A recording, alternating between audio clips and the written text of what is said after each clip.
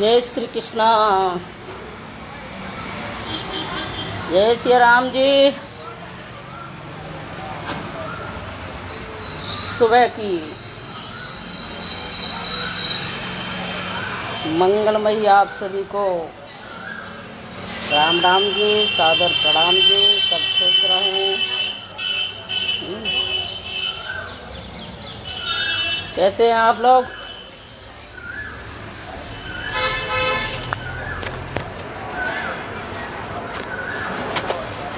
अभी अभी उठ के आए हैं सोने के बाद। नहीं, वो तो कम से कम 1-1.5 घंटा हो गया, ऐसा कुछ नहीं है। लेकिन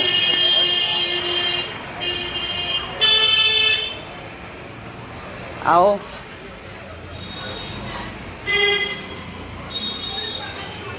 ये तो सिर्फ हम लोग कह लेते हैं आपस में कैसे हैं, अच्छे हैं, लेकिन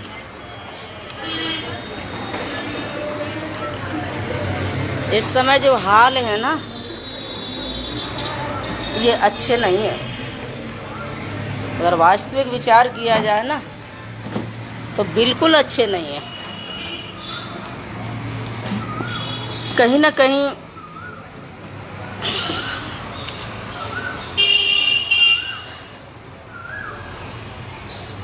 एक कहावत है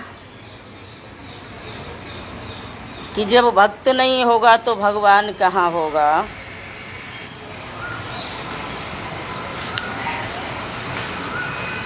हर एक समस्या का समाधान कहाँ होगा। भगवान की, परमात्मा की जो महिमा है वो भक्तों से है, और भक्तों की गरिमा है वो भगवान से है।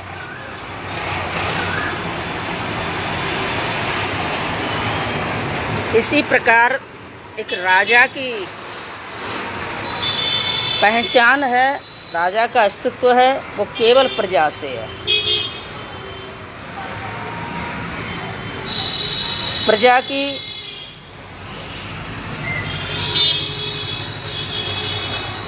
प्रजा के दायित्व के जीवन की रक्षा करना और समस्याओं का निदान करना, ये राजा का दायित्व है। कभी कभी लोग ऐसे वचन, ऐसे शब्द बोलते हैं मानो कि इन्हें ठेका दे रखा हो, बोलने का ठेका दे रखा हो। लेकिन याद रखना, हमेशा जिंदगी में जिसने भी जन्म लिया है, चाहे वो कितना भी बड़ा क्यों ना हो जाए, हिसाब तो उसे देना ही होता है।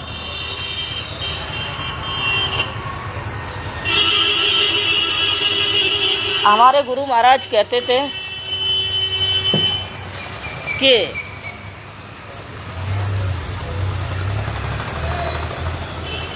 उस राम राज्य को, प्रभु श्री राम जी के राज्य को सब लोग क्यों प्रणाम करते हैं, क्यों नमन करते हैं। और ये बताने का उदाहरण नहीं है, ये सब ने जिया है। पिछले वर्ष जिस समय हमारे भगवान श्री राम जी अपने गर्भगृह में विराजमान हुए, तो मानो भारत की नहीं, विश्व की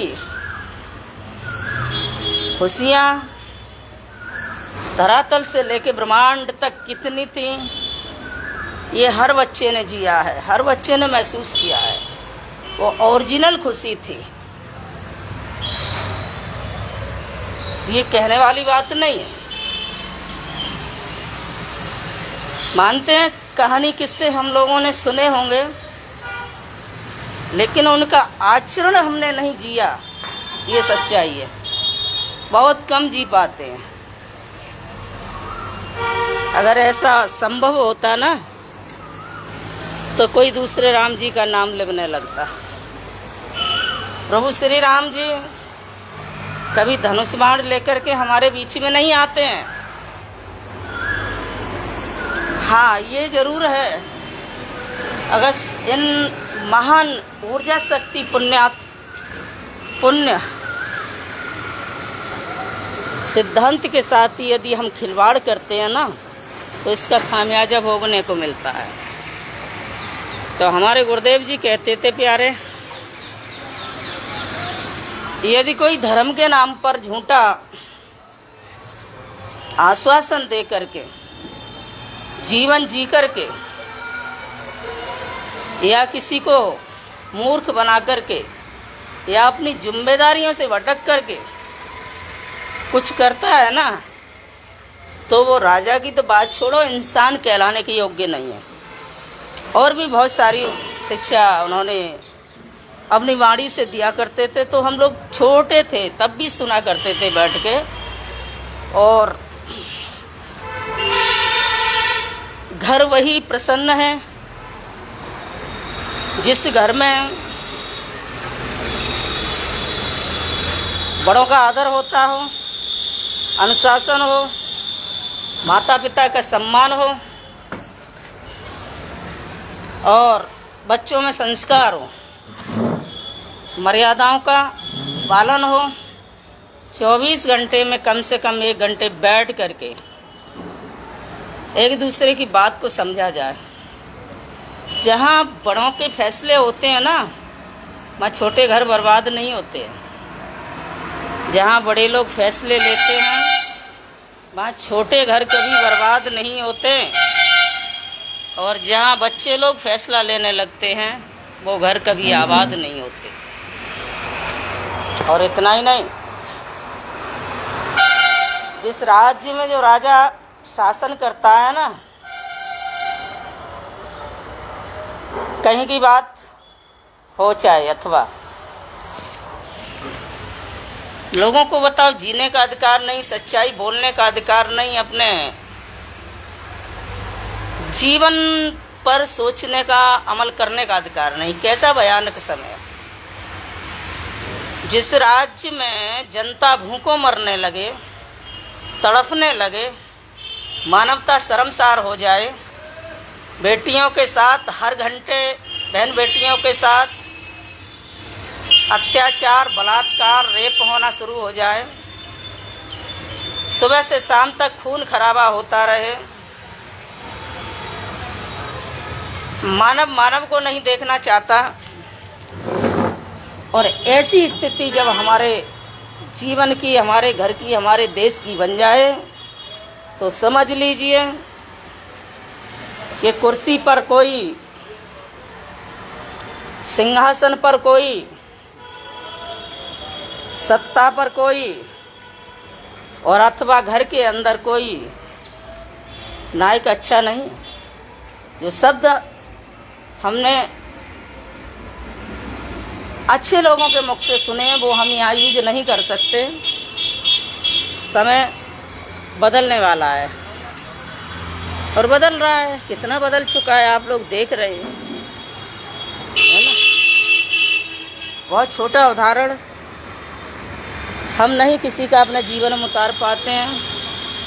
आज हमारे देश के अंदर आग जल रही है और तकरीबन 11-12 दिन होने जा रहे हैं। पहलगांव के उस कश्मीर की वादियों में, जहाँ निर्मम, बेकसूर, बेगुनाह हमारे देश के उन भाई बहनों की हत्याएं कर दी गई। अपने जीवन में इतनी खतरनाक मृत्यु का, उन्हें तो शहीद कहना चाहिए, जिन्होंने बेगुनाह बिना कसूर के अपना जीवन नष्ट कर दिया। लेकिन जब उन्हें मारा गया, उनकी डेड बॉडी देखो ना, भाई रे भाई क्या हालत की है। आज उनके परिवार के लोग आवाज़ नहीं उठा सकते। वह पूरे देश की नज़रें टिकी थी कि कुछ होगा, बदला लिया जाएगा और लेना चाहिए। सबसे खुशी की बात तो ये थी, हम कभी भी इन चीज़ों पर बोलना उचित न समझा है, ना ही हम बोलते हैं कि हम छोड़ चुके हैं। बहुत लंबा समय हमने दिया था समाज में, लेकिन 3-4 बरस से हमने सब कुछ खत्म कर दिया, किसी में इंटरेस्ट नहीं रखा। और अब कहीं ना कहीं ऐसा लगता है कि देश हमारा है, हम भी मानवता के अंदर आते हैं। और ऐसी घड़ी में अगर पेट के लिए जो जीता है वो केवल पशु है। एक गिलहरी थी ना, गिलहरी ने भी उस पुल के बनने में सहयोग किया था, जो आज उनकी कथा आती है। अयोध्या नगरी के अंदर देखा है, उस परम गिलहरी का परोपकार देख करके धर्म के काम में, भगवान के कार्य में उनके चित्रपट को ही स्थापित कर दिया गया। तो मेरे कहने का तात्पर्य है, जो अच्छा करते हैं ना, उसका रिजल्ट, फल पाने की कामना तो नहीं होना चाहिए, लेकिन मिलता ज़रूर है। ऐसा नहीं है कि नहीं मिलता है। और आज हमारे यहाँ देश में ऐसी भ्रामक स्थिति बन चुकी है, किसी की बेटी का रेप हो जाए, अत्याचार हो जाए, किसी की घरवाली छोड़ के चली जाए, किसी मुद्दे पर बात उठाई जाए, शिक्षा पे बात उठाई जाए, कहीं मार कुटाई हो जाए, कहीं कत्ल हो जाए, तो यहाँ लोग अवसरवादी प्रकट हो जाते हैं। कोई किसी के कष्टों में शरीक नहीं होता है, कोई किसी की उसमें शरीक नहीं होता है। अरे किसी के बारे में मत बोलो, हमसे हम देश के बारे में तो बोलो। हम सब देशवासी हैं, और देश नहीं है तो कुछ भी नहीं है। लेकिन यहाँ राजनीति शुरू हो जाती है, और अंत में 2 दिन कैंडल मार्च होता है, उसके बाद में सब शांति हो जाती है। तो जब जघन्य अपराध बढ़ जाए, बहुत अत्याचार होने लगे, तो फिर वहाँ शस्त्र उठाने की भी आवश्यकता पड़ती है। भगवान कृष्ण ने बताया, अगर वंशी से युद्ध हो जाता तो वो कभी चक्र नहीं उठाते। तो अस्तित्व की रक्षा करना, राष्ट्र की रक्षा करना, मानवता की रक्षा करना, इसके लिए ही हमारे देवी देवताओं ने जितने भी शस्त्र उठाए हैं वो इसी के लिए उठाए थे, और कोई दूसरा काम नहीं था। और आज हमारे देश की ऐसी भ्रामक स्थिति बन गई है कि यदि किसी के बारे में कुछ पूछ लिया जाए तो बड़ा आलोचना, बड़ी गाली, बड़ी गलौज। लेकिन उन मूर्खों से ये पूछा जाए, जब घर में कोई परिस्थिति होती है ना, तो बच्चा अपने माता पिता से कहता है प्यारे, ना कि किसी और से। जब हमारे घर में कोई परेशानी आती है, हमारे जीवन में कोई परेशानी आती है, तो उस बच्चा अपने माता पिता से कहता है। और जब गांव समाज में परेशानी आती है तो गांव प्रधान के पास सूचना जाती है। और जब हमारे देश की बात आती है तो प्रजा किससे पूछेगी? सवाल अपने राजा से पूछेगी, और किसी से नहीं। लेकिन यहाँ सबका अधिकार है, कोई उनका अधिकार तो नहीं है जो केवल उसी मार्ग की रोटी से पल रहे हैं। शायद वो लोग, कुछ लोग ऐसे हैं, भूल जाते हैं कि हम जो कर रहे हैं ना, गरीब, वंचित, शोषित और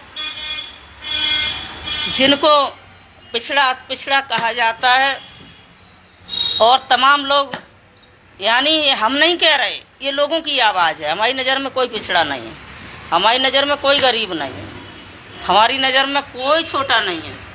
जो उनकी आवाज़ है, ये सोच करके लोग गाजर मूली की तरह मार देते हैं। कल देखा था एक कर्नाटक का मैसेज, 2 दिन पीछे भैया ने राधे कृष्णा किया था मेरे से, बड़ा कष्ट हुआ। ये बेगुनाह क्यों जा रहे हैं? क्योंकि इस पे फाउंडेशन, इस पे रोक नहीं लग रही। और कुछ अपना अपना अवसर प्राप्त करने के लिए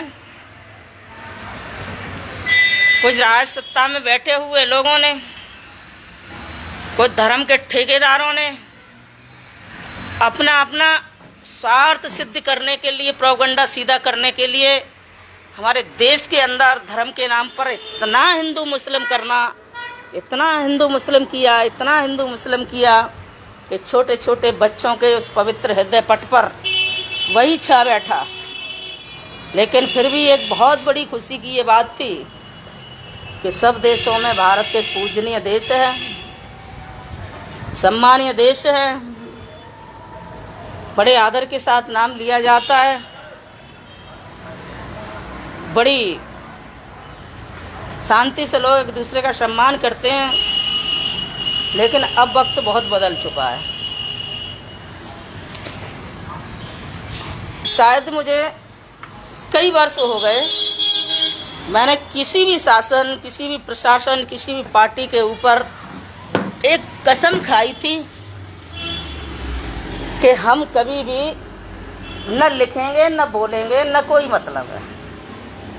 अब ये कहोगे कि देश से मतलब रखते हो, देश से प्यार रखते हो, तो क्यों नहीं? क्योंकि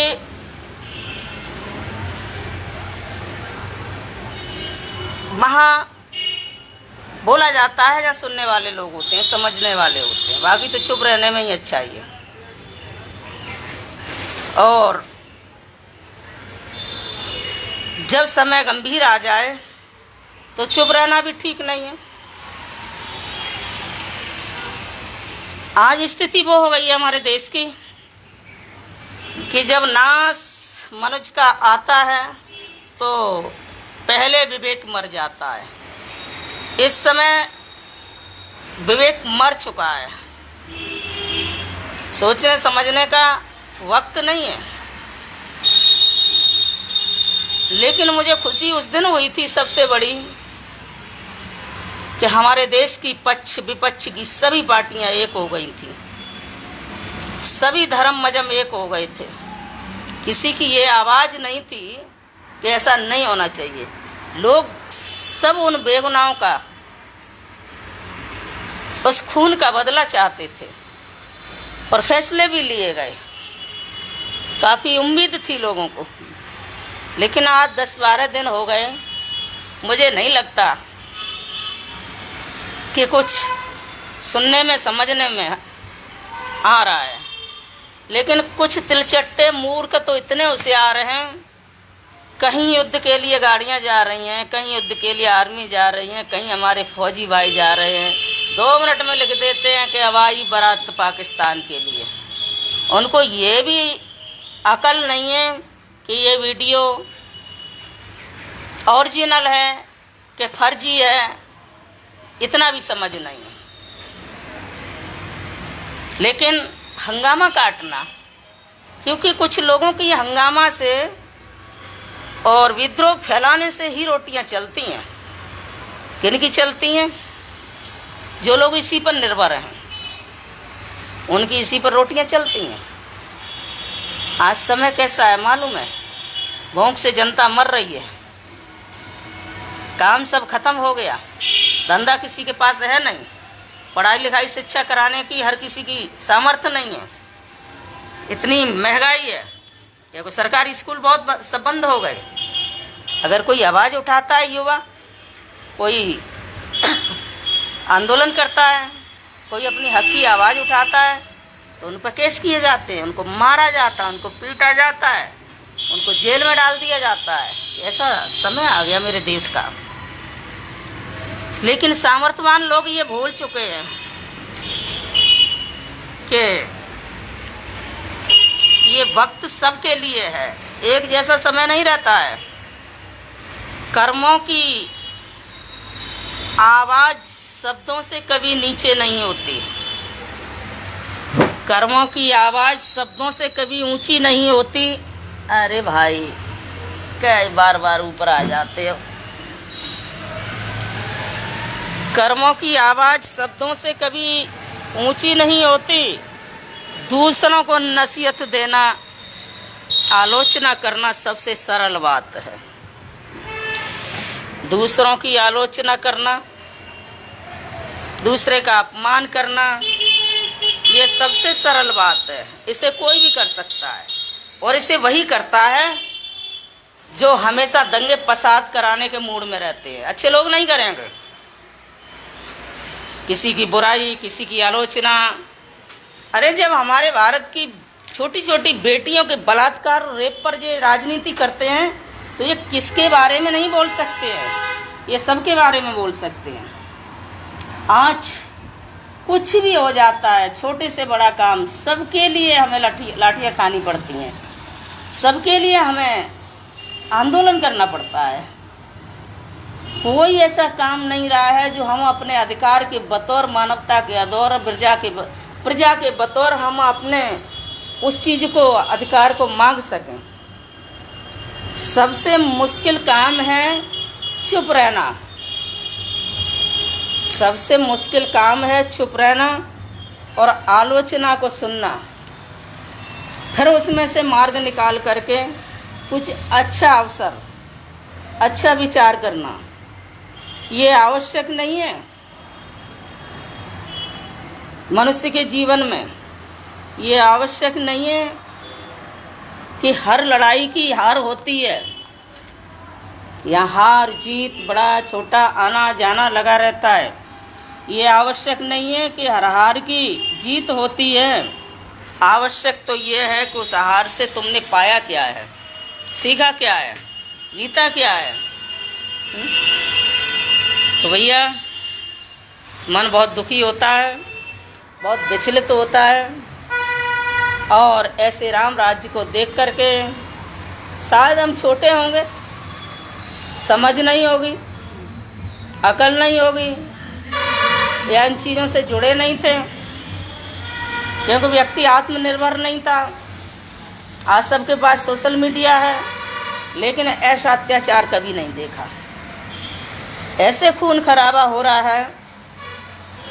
तुम्हें क्या लगता है जो हिंदू हिंदू हिंदू हिंदू चिल्ला रहे हैं, जे किसी के हितैषी है? कभी नहीं। चाहे गांव का हो, चाहे समाज का हो, चाहे धर्म का हो, चाहे देश का हो, हमें हित तो स्वयं करना पड़ेगा, खुद को स्वयं समझना पड़ेगा। और नहीं मानते हो तो किसी परिस्थिति में फ़ोन लगा करके देख लीजिए। किसी भी व्यक्ति के पास अगर तुम्हारा फ़ोन कोई उठा ले तो। इसलिए भैया मेरा तो निवेदन है, इस वक्त नाजुक समय में अपने अधिकारों के लिए आवाज़ उठाओ, अपने लक्ष्य के लिए आवाज़ उठाओ, अपने राष्ट्र हित में आवाज़ उठाओ, अपने मानव धर्म की आत्मा के लिए आवाज़ उठाओ। ऐसा लिखना, पढ़ना, सोचना, समझना सब बंद कर दो जिससे किसी की भावना आहत हो। अब ये कहेंगे नाम तो हम नहीं ले रहे, क्योंकि यहाँ नाम की कोई अभी ज़रूरत नहीं है। सब लोग देख रहे हैं क्या हो रहा है, क्योंकि जीवन में पहली बार हम वैसे कुछ बोलते तो नहीं हैं, लेकिन कल मुझसे भी किसी ने लिखा था कि दीदी आप बेटियों के साथ अत्याचार होता है तो आप क्यों नहीं कोई वीडियो डालते हो। कल एक पोस्ट डाली थी शाम को, वो एक हत्या हो गई भैया की। तो कुछ जाने पहचाने लोग होते हैं तो ज़्यादा कष्ट होता है, अनजाने में कम हो पाता है, महसूस कम होता है। तत्काल किसी ने लिखा था कि आप बहन बेटियों के साथ अत्याचार होता है तब क्यों नहीं बोलते हो। तो भैया महाभारत करने की अपन में ताकत नहीं, अपना छोड़ दिया है और आज से नहीं छोड़ा, 4 सालें हो गई हैं, बहुत समय दिया था। कारण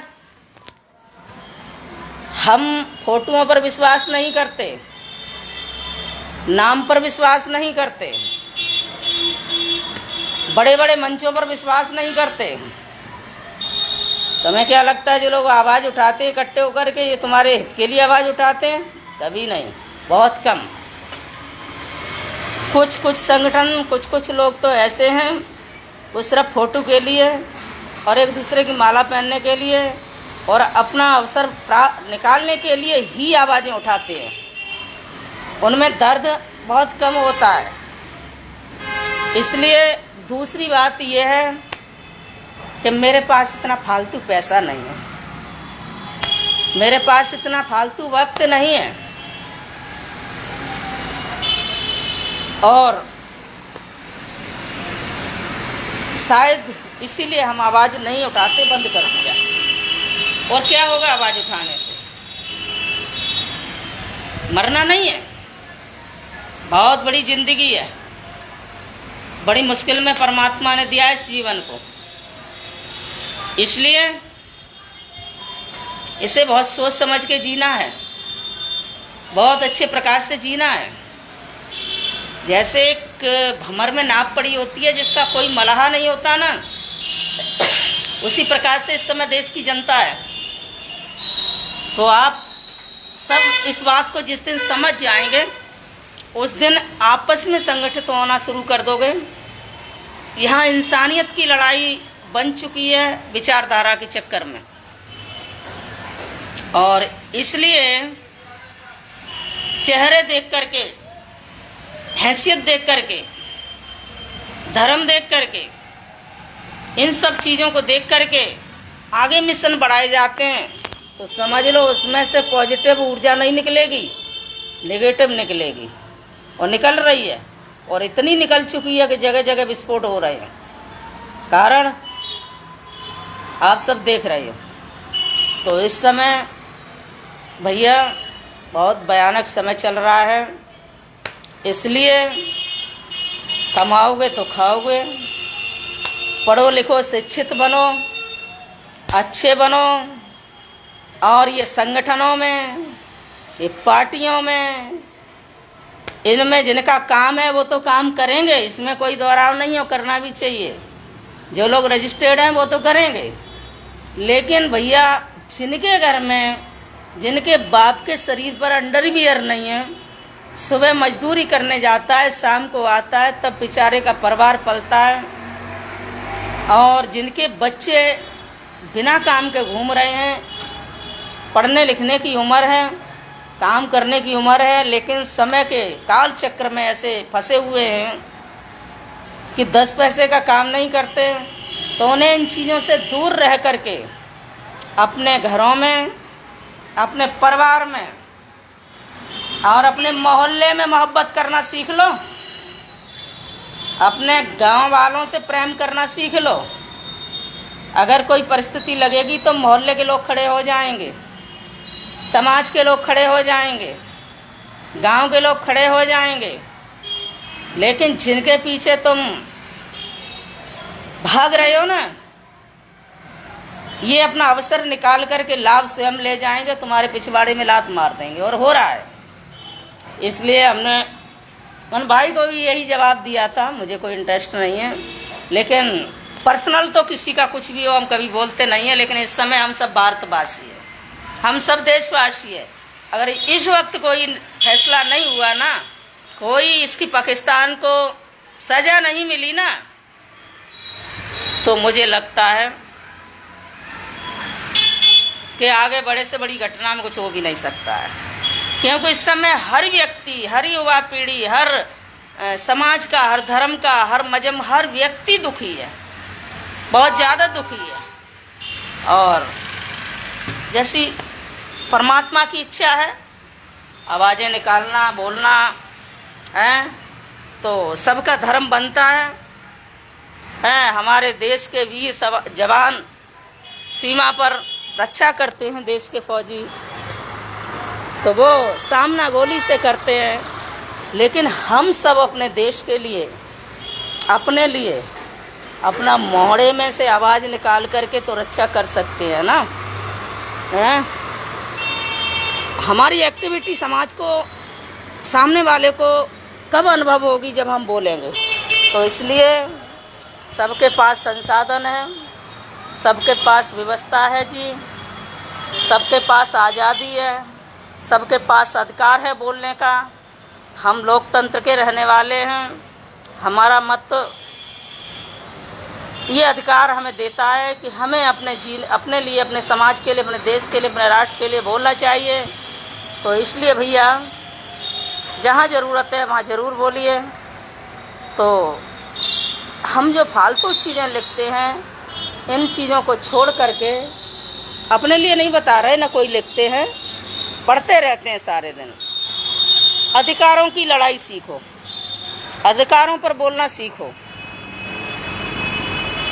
ज़्यादा बेटर होगा। अन्यथा वो समय दूर नहीं है, तुम्हारे बच्चे, आने वाली पीढ़ी ये पूछेगी कि हमारे देश में इतना अत्याचार होता रहा और तुम क्या करते रहे, केवल रोटी खाते रहे। उन्हें बताना पड़ेगा, उन्हें सिखाना पड़ेगा। अन्यथा दुनिया बहुत दुरंगी हो गई है, कोई जीने नहीं देता। घर से बाहर निकलने के लिए ताकत चाहिए, समाज में जीने के लिए होदा चाहिए। भेड़ बकरियों की तरह आज काटा मारा जा रहा है, चलते फिरते बहन बेटियों को उठा लिया जाता है।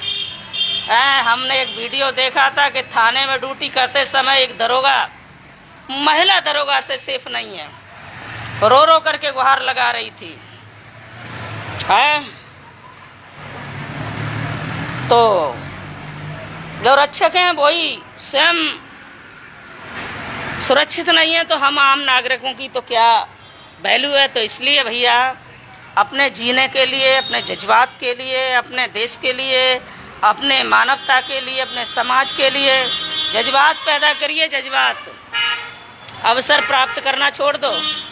वास्तविक लालच जब हमारा निकलता है तब हमारे शब्द काम आते हैं, अन्यथा शब्द कभी काम नहीं आ सकते, कितना भी कुछ कर लीजिए। इसी के साथ सुबह की आप सभी को रामा कृष्णा, जय श्री राधे, जय श्री कृष्णा। एक बार फिर से चलो वृंदावन के दर्शन करा दें जी।